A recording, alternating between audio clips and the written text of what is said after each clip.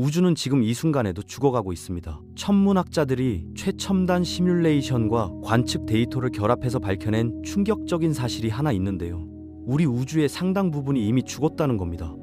우주는 이미 황혼기에 접어들었고 앞으로 남은 건 쇠퇴뿐이죠. 별들이 가장 활발하게 만들어지던 전성기는 이미 수십억 년 전에 지나갔고, 지금 우리가 보는 화려한 은하들도 언젠가는 모두 적색 외성들만 남은 무덤이 될 겁니다. 오늘은 우주가 어떻게 죽어가는지 그 과정을 자세히 살펴보겠습니다. 1941년 스웨덴 물리학자 에릭 홀베르크는 스톡홀름의 어두운 체육관에서 놀라운 실험을 했습니다. 74개의 전구와 광전지 수신기를 이용해 중력을 시뮬레이션했는데, 이 장치들을 2개의 나선 은하 모양으로 배치한 다음 천천히 움직이기 시작했죠. 빛의 세기가 거리의 제곱에 반비례한다는 점이 중력 법칙과 유사하다는 것을 이용해 각 지점에서 빛의 양을 측정해 다음 위치를 계산했습니다. 세계 최초의 아날로그 우주 시뮬레이션이었죠. 이 사람은 은하들이 합쳐질 때의 아름다움을 목격했지만 동시에 은하들이 어떻게 죽는지도 봤고, 우리가 아는 활기찬 은하들로 가득한 우주가 영원하지 않다는 걸 깨달았습니다. 홀베르크가 볼 수 없었던 건 우주가 이미 정점을 훨씬 지나서 망각으로 가는 길을 한참 걸어왔다는 사실이었는데, 오늘날 우리는 그의 선구적인 발자취를 따라 우주의 많은 부분이 이미 죽었다는 걸 알게 됐죠. 밤하늘은 전혀 정적이지 않습니다. 달은 1년에 1인치씩 멀어지고 있고, 우주 전체가 크고 작은 규모에서 변화로 가득하거든요. 르네상스 시대의 천문학자들은 하늘이 지구의 삶만큼이나 격동적이라는 걸 발견하고 놀랐는데, 지구가 움직인다는 걸 깨닫자 영구적이고 고정된 우주라는 개념이 무너졌죠. 혜성은 외부 태양계에서 온 일시적 방문객이었고, 밤하늘의 밝은 손님별들은 거대한 태양들의 죽음이었으며, 성우는 별들의 탄생지이거나 묘지였습니다. 우주는 끊임없이 변하고, 그 변화 때문에 아직 태어날 시간이 없었던 것들과 시간이 지나간 것들, 우리가 다시는 볼 수 없는 것들이 있죠. 극초기 우주는 오늘날과 매우 달랐습니다. 빅뱅 후 약 38만 년이 지났을 때 우주의 기체는 온도가 켈빈만도 이상이어서 플라스마 상태였는데, 그 상태에서 오늘날의 우주로 바뀔 때 방출된 방사선이 우리가 오늘날에도 간신히 볼 수 있는 우주 마이크로파 배경을 만든 일회성 사건이었죠. 별이 있기 전, 은하가 있기 전, 행성이 있기 전의 시기가 있었고, 우주가 새로운 별들과 충돌하는 은하들로 넘쳐났던 시기도 있었는데, 지금 그 시기는 끝났습니다. 이 우주론적 변화의 이야기는 에드윈 허블이 우리 주변의 은하들이 멀어지고 있다는, 즉 우주가 팽창하고 있다는 걸 발견하면서 시작됐습니다. 정적인 우주였다면 어디를 보든 항상 같은 것들을 봤을 텐데, 우리가 발견한 건 그게 아니었죠. 1950년대 후반에 최초의 전파 하늘 조사가 이뤄졌고, 물리학자들은 거의 불가능한 강도의 점광원인 퀘이사를 발견했습니다. 퀘이사는 별처럼 보이지만 사실은 은하 중심의 거대 블랙홀이 주변 물질을 엄청나게 잡아먹으며 강렬한 빛을 내뿜는 천체인데, 한 번에 100만 개의 은하보다 밝게 빛날 수 있었죠. 핵심 발견은 근처에 퀘이사가 없고 모두 수십억 광년 떨어져 있다는 거였는데, 이건 퀘이사가 주로 젊은 우주에서만 활성화됐고 더 이상 존재하지 않는 조건이었다는 뜻이죠. 퀘이사만이 아니라 은하 자체도 다른데, 제임스 웹 우주 망원경으로 먼 우주를 관측하면 오늘날보다 더 작고 어두운 은하들이 사는 젊은 우주가 드러납니다. 변화하는 우주는 유한한 나이가 있다는 걸 말해주지만, 우주의 끝없는 팽창은 우주가 죽을 거라는 것도 의미하고 실제로 상당히 진행 중이죠. 제임스 웹 우주 망원경 관측으로 은하가 빅뱅 후 수억 년 안에 처음 나타났다는 걸 알고 있죠. 우주는 그때 젊었고 약 2억에서 3억 살이었고 모든 게 어둠이었는데, 시간이 지나면서 희미한 구름들이 서로를 찾았고 더 강한 중력으로 주변을 끌어당겼어요. 그러다가 방대하고 식어가는 우주의 어떤 지역에서 원시 원소들이 중력 무게의 압착을 통해 핵융합으로 점화됐고, 이것이 우주를 비춘 첫 새로운 빛이었죠. 우주의 여명이 밝아온 겁니다.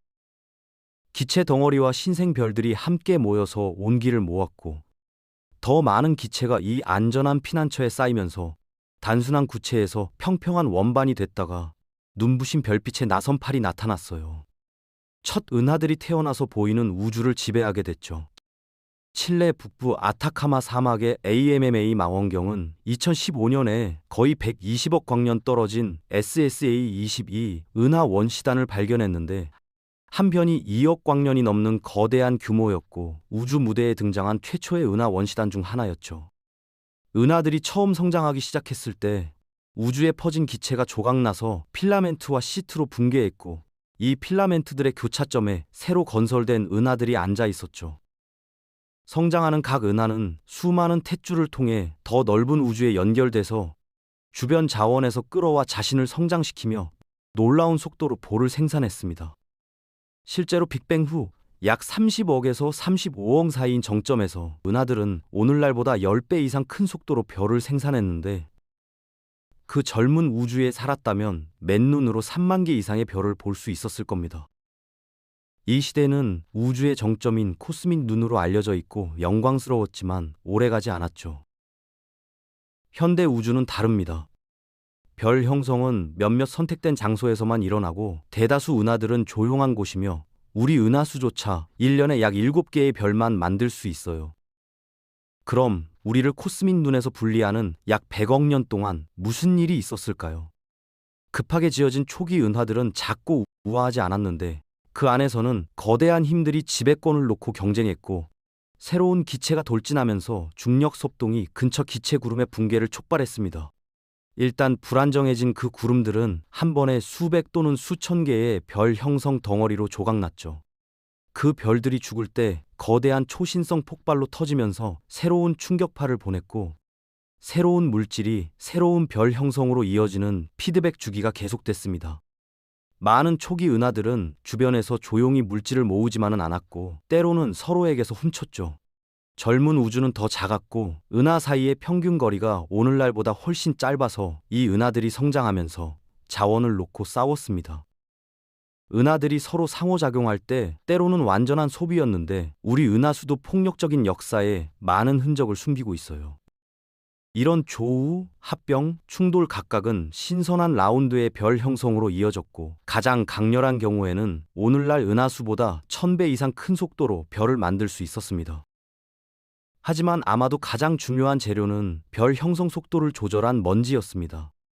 오늘날 먼지는 우주 어디에나 있는데 먼지는 별 형성에 중요한 역할을 하거든요. 별을 만들려면 단순히 기체를 모을 수는 없고 기체가 뜨거우면 별이 되기에 필요한 작은 크기로 붕괴할 수 없지만 먼지는 방사선을 효율적으로 방출해서 성운을 시킬 수 있죠. 극도로 젊은 우주는 먼지가 완전히 없었지만 별들이 살고 죽자 주변 환경을 더 무거운 원소로 풍부하게 만들었고 그 원소들이 빠르게 섞여서 첫 먼지를 만들었습니다. AMA 관측은 먼지가 많은 우주를 드러내는데 이 모든 열광적인 활동으로 빅뱅 후 첫 30억 동안 그 이후 100억 년보다 더 많은 별이 생산됐죠.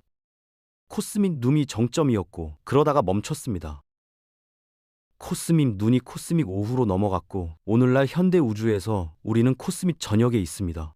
은하들은 계속 형성됐고 더 크고 무거워졌지만 속도는 훨씬 더 침착하고 절제됐고 일부는 완전히 죽었죠. 80년 전 에릭 홀베르크가 적절한 시나리오로 시뮬레이션을 조정할 수 있었다면 M87을 재현할 수 있었을 겁니다. 그의 연구가 우주가 어떻게 진화하는지에 대한 새로운 이해의 토대를 마련했기 때문이죠.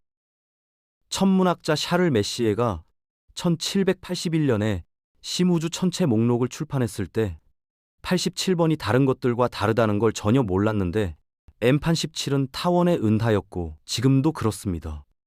M87은 단순한 타원 은하가 아니라 수조 개의 별을 포함한 진정한 거대 괴물이었는데 평평한 원반도 없고 나선팔에 장엄한 소용돌이도 없어요. M87은 죽었고 은하 규모의 묘지죠. 수십억 년 전에는 매년 수백 개의 새로운 별이 만들어지는 활동으로 타올랐지만 이제는 아닙니다. 천문학자들 사이에서 M87 같은 타원 은하는 적색 죽은 은하라고 불립니다. 여전히 별들이 있지만 대부분 작은 외성이고 어둡고 빨간색이며 태양 광도의 일부에 불과하죠. 우주 곳곳에 흩어진 수천억 개의 적색 죽은 타원 은하들이 있는데 모든 은하의 20에서 30%가 타원 은하이고 우주의 모든 별 중 약 40%가 타원 은하를 고향이라고 부릅니다. 곧 그 수는 늘어날 거예요. 우주의 모든 은하의 운명이거든요. 수십억 년 동안 차분했던 우리 은하수조차 언젠가는 이 적색 요지 중 하나가 될 겁니다. 천문학자들은 은하가 정확히 어떻게 죽는지 아직 완전히 이해하지 못하지만 죽은 은하 관측은 보통 단일 범인이 아니라 은하에서 신생별을 질식시키는 일련의 사건이라는 걸 드러내는데, 이 범인들은 처음에 빠른 별 형성을 일으킨 바로 그것들이죠. 은하들은 자신들의 성공의 희생자인 것 같습니다. 천문학자들이 은하의 죽음을 설명하는 전문 용어는 퀀칭인데, 별의 불을 끄고 새로운 별이 형성되는 걸 막는 일련의 과정이죠. 때로는 너무 강렬한 별 형성 기간이 원인이 됩니다. 이 기간 동안 수천 개의 거대하고 밝은 별이 한꺼번에 나타나서 엄청나게 입자와 방사선을 뿜어내며 항성풍을 만드는데, 이 바람들은 결합해서 은하를 휩쓸고 나머지 성간 기체를 가열해서 별 형성을 막죠. 초신성이 터질 때는 이 과정이 2배가 되는데, 수백 또는 수천 개의 초신성이 거의 동시에 폭발하면 성간 기체에 구멍을 뚫는 거대한 물질 기둥을 발사합니다. 은하들이 은하 간 매질을 표류하면서 떨어지는 물질을 꾸준히 공급받지만, 은하들은 서로에게 끌리고 더 큰 클러스터로 끌려요.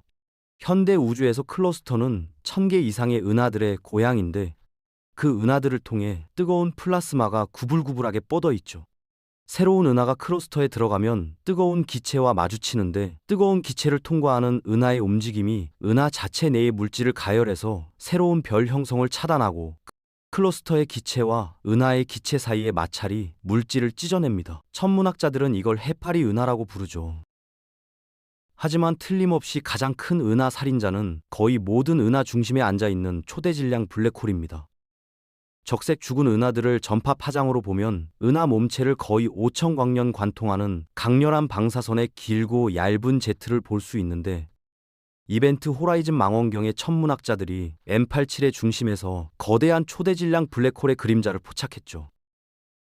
강렬한 방사성 원반으로 둘러싸인 초대질량 블랙홀, 수천 광년에 도달할 수 있는 에너지 입자 Z, 그리고 거대한 은하의 텅 빈 유령 도시였습니다. 100만 개 태양 이상의 질량을 가진 초대질량 블랙홀은 빅뱅 후 불과 수억 년 만에 우주 역사 초기에 나타나는데, 대부분의 경우 은하의 나머지는 중심의 블랙홀을 알아차리지 못합니다. 각 블랙홀이 개별적으로 무겁지만 여전히 은하 중심부 질량의 0.2% 미만이거든요. 진짜 작죠. 그런데 블랙홀이 깨어날 때는 예외이고, 이게 퀘이사입니다.